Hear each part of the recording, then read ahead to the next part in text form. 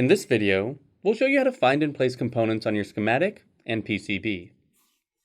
We've got a design that's nearing completion, and now we can start to place the needed components.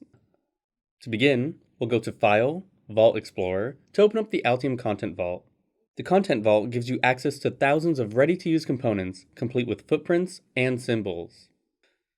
Finding the component you need is easy. Search through folders of specific component manufacturers, or use the search function if you know the exact component you're looking for. Once you've found the component you want, right-click the entry and choose Place. Before we place our selected transistor, we'll press Tab to open the component properties to change the name.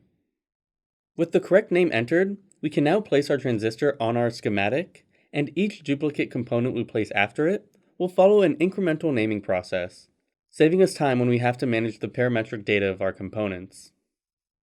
We now need a header, so let's open up our Libraries panel by going to the View tab and selecting Libraries.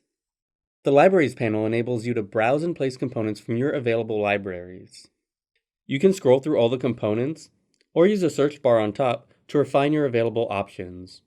Once you find the component you need, drag and drop it into your design. Now that we have all our components in place, we can link them to a real-world part. To do this, we'll right-click on the component symbol and select Supplier Links. In the Supplier Links window, we can search for a specific vendor part we want to link our component to. Once your preferred part is selected, clicking OK will automatically link it to your component, providing you with a real, purchasable part association. Libraries from a successful past project can also be easily implemented into your current design. To do this, go to the Projects tab and select Add Existing Document, and then locate your existing library file. Now that all of our symbols are placed, it's time to synchronize our schematic design with our PCB with an ECO, or Engineering Change Order.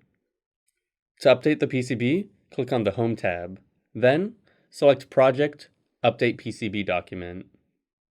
The Engineering Change Order dialog will list all the modifications required to implement changes to one or more design documents. The Enable column shows you which modifications will be included when the ECO is executed. Once the changes are executed, you can start placing components on your board. To place parts on your board, simply drag and drop your components to their desired position. Using the spacebar will allow you to rotate the components, while the connection lines allow you to precisely guide your components' placement.